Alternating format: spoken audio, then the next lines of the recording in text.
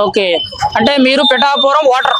అవునండి. ఓకే, పవన్ కళ్యాణ్ ఓటేశారు కదా? వేసామండి మేము పిఠాపురం ఎమ్మెల్యే గారి తాలూకా. 10 నెలలు అయింది. మీ పిఠాపురంలో అభివృద్ధి ఏంటి చెప్పండి నాకు. మా పిఠాపురంలో అభివృద్ధి ఇప్పుడు దాకా గత ప్రభుత్వంలో చూసుకుంటే గుంత రోడ్లు ఎక్కువైపోయి అందులో ఎంతో మందికి అల్లంత అయిపోయిన దృశ్యాలు మీరు అందరూ చూసే ఉంటారు. ఈ రోజు రోడ్లు ఎంత అద్భుతంగా వేశారు అంటే ప్రతి వీధికి ప్రతి గ్రామానికి కూడా ఆయన రోడ్లు అభివృద్ధి చేశారు. అలాగే సిసి కాలువలు గాని, నెక్స్ట్ మినీ గోకులాలు గాని, అలాగే మంచినీటి సరఫరా గాని, ప్రతి ఒక్కరికి ఏది ప్రాబ్లం ఉందో ఆ ప్రాబ్లం ని అన్నీ రెక్టిఫై చేసిన ఘనత ఏదైనా ఉందంటే అది పవన్ కళ్యాణ్ గారిది. మెయిన్ గా పిఠాపురం నుండి ప్రధాన సమస్యలు కొన్ని సాల్వ్ అయినాయని చెప్తున్నారండి, మీకు ఏమైనా ఐడియా ఉందా? అవునండి, ఖచ్చితంగా. ఇప్పుడు గొల్లపురంలో వాటర్ కి చాలా మంది ఇబ్బంది పడ్డారు. అక్కడ వాటర్ ట్యాంక్ సీసీ అది బీసీ కాలువ వాటర్, అక్కడ వాటర్ కూడా ట్యాంక్ నిర్మించడం జరిగింది. అక్కడ అందరూ కూడా వాటర్ ఇప్పుడు ఇబ్బంది లేకుండా వస్తుంది. అలాగే సీసీ రోడ్లు కూడా, కాలువలు గాని, రోడ్లు గాని, మినీ గోకులాలు గాని నిర్మించడం జరిగింది. అంతా చాలా అద్భుతంగా ఉందండి. అంటే ఖచ్చితంగా మీరు ఈ 10 నెలల్లో ఆయన చేసిన అభివృద్ధికి మీరు వేసిన ఓటు అనేది ఖచ్చితంగా కరెక్ట్ గా పనిచేసింది అనుకున్నారా? ఒక మాటలో చెప్పాలి అంటే నడిపించే నాయకుడు గొప్పవాడైతే నడిచే వాళ్ళందరూ కూడా కరెక్ట్ గా నడుస్తారని ఆయన రావడం, ప్రతి అధికారికి వర్కప్ చెప్పడం, ప్రతి అధికారి కూడా చాలా డెడికేటెడ్ గా కాకుండా డెడికేటెడ్ తో చేస్తున్నారు. అంత గొప్ప మా నాయకులు మాకు ఏర్పరిచి, ముఖ్యంగా పిఠాపురం ఎమ్మెల్యే గారు మా పవన్ కళ్యాణ్ గారు లేరు అనే లోటు మాకు లేకుండా మా పిఠాపురం ఇన్ఛార్జ్ మర్రెడ్డి శ్రీనివాస్ గారిని మాకు నిర్మించి ప్రతి ఒక్క పనిని కూడా ఆయనతో చెప్పడం, పాపం వెంటనే దాన్ని సాల్వ్ చేసే పద్ధతి అయితే ఇక్కడ జరుగుతుంది. ఇప్పుడు ఓపెన్ గా అడుగుతున్నారండి, మరి మీ నాయకుడు అంత బాగా చేస్తున్నారని మీరు చెప్తున్నారండి.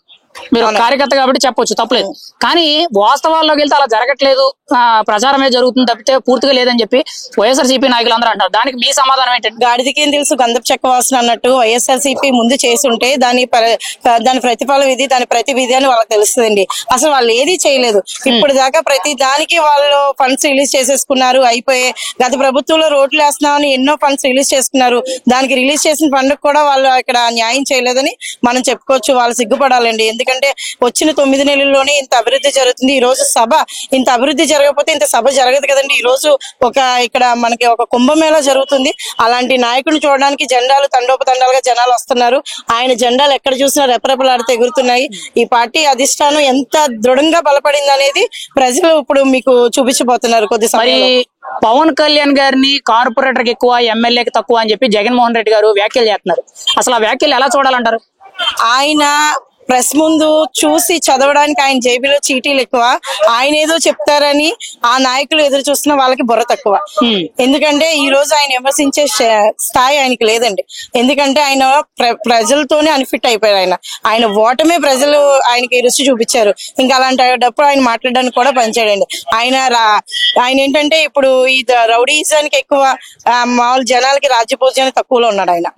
అంటే అటు ఇటుగా మధ్యలోనే ఉన్నారండి. ఇంకా కొన్నాళ్ళకి ఇక్కడ ప్రతిపక్షం లేకుండా పోతుంది అనేది ప్రజల అభిప్రాయం. ఇప్పుడు జగన్మోహన్ రెడ్డి గారికి మీరు మైక్ ఇవ్వడం లేదు, మైక్ ఇస్తే ఏదో గందరగోళం జరుగుతుంది, ఖచ్చితంగా ఆయన అన్ని నిలదీస్తారు, ప్రజల కోసం మాట్లాడతారని చెప్పి వైఎస్ఆర్సీపీ వాళ్ళు అందరూ చెప్తున్నారండి. మెయిన్ గా జగన్మోహన్ రెడ్డి గారు కూడా నాకు మైక్ ఇవ్వడానికి అడుగుతున్నారు. అసలు కరెక్ట్ అని అనుకుంటున్నారు? ఆయనకి మైక్ ఇస్తే పిచ్చోడి చేతికి రాయించినట్టే అండి. ఎందుకని అంటారు? ఎందుకంటే ఆయనకి ప్రజలు ఏంటో తెలియదు, అభివృద్ధి ఏంటో తెలియదు, ఫస్ట్ ప్రేమాభిమానాలు అంటే ఏంటో తెలియదు, ఒక రిలేషన్ మెయింటెనెన్స్ ఏంటో తెలియదు. ఆయన ఇవన్నిటిలోని కోల్పోయాడు. అలాంటి వ్యక్తికి ఈ రోజు ప్రజలు ఎంతో గుణపాఠం చెప్పారు. ఇప్పటికన్నా ఆయన సిగ్గుపడి జనసేన జై అనే రోజు ఎప్పటికప్పుడు వస్తుంది. మరి ఇప్పుడు జగన్మోహన్ రెడ్డి గారి దగ్గర ఉన్న పనిచేసిన కీలకమైన వ్యక్తులు, నేతలు కూడా, అంటే మనకి ఎగ్జాంపుల్ గా చూసుకుంటే విజయసాయి రెడ్డి ఉన్నారండి. మొన్నటి వరకు కూడా జగన్మోహన్ రెడ్డి గారికి ఒక కుడి భుజంలో ఉండేవారు. మరి అటువంటి వ్యక్తి ఇప్పుడు వచ్చి జగన్మోహన్ రెడ్డి గారిని బెదిరిస్తున్నారండి. మీ బొక్కలన్నీ బయట పెడతానని చెప్పి వార్నింగ్లు ఇస్తున్నారండి. ఎలా చూడొచ్చు అంటారు? ఆయన డబ్బు ఉన్మాదంలో వీళ్ళందరినీ కప్పిపుచ్చి నాయకులకి, ప్రజలకి ఏ సురక్షితమైన పనులు ఏవి చేయకుండా మనీ దోచుకునే విధంగా వీళ్ళందరినీ, నాయకులందరినీ డబ్బుతో కప్పాడండి. ఈ రోజు ఆ డబ్బు అనే ముసుగుని బయట తీసి న్యాయం ఎటువైపు ఉందని ఒక మానవతా దృక్పథంతో ఆలోచించుకుంటే న్యాయం అంతా జనసేన నాయకుల వైపు కనబడుతుంది. ఆ న్యాయం నడిపించే నాయకుడు, అధినేత, మచ్చలేని మనిషి, ఒక ప్రజలకి ఎంతో మేలు చేసే ఒక వ్యక్తి, ఒక నిలువెత్తు నిదర్శనం, మచ్చలేని మనిషి నిలువెత్తు నిదర్శనం ఎవరంటే పవన్ కళ్యాణ్ అని వాళ్ళందరూ తెలుసుకున్నారు. కాబట్టి ఈ రోజు ఆయన వైపు చూడడానికి మొక్కు చూపిస్తున్నారు. ఓపెన్ గా ఒక మాట అడుగుతున్నానండి, ఏ విషయంలోనైనా కానీ, అంటే రాజకీయం కానీ ఏ విషయంలోనైనా కానీ పవన్ కళ్యాణ్ కి జగన్మోహన్ రెడ్డి గారికి ఇద్దరికి తేడా ఏంటో చెప్పండి. చాలా తేడా అండి. నక్కకి నాగలోకి అనుకున్నంత తేడా ఉంది. అసలు ఈయనతో ఆయన పోల్చుకునే అసలు ప్రసక్తే లేదండి. ఎందుకంటే ఆయన ఎక్కడ, ఈయన ఎక్కడ. ఈ రోజు ఆయన ఒక నాయకుడే కాదండి, ముందుగానే వాళ్ళ మెగా ఫ్యామిలీ ప్రజలందరికీ కూడా ఎంతో హెల్ప్ చేసే మనుషులుగా వాళ్ళని స్థిరస్థాయిగా నిలిచిపోయారు. మర్చిపోయారు. అది ఈ రోజు అధికారం వచ్చేసరికి మరింత ఎక్కువైందని నేను మనస్ఫూర్తిగా మీ అందరికీ తెలియజేసుకుంటాను.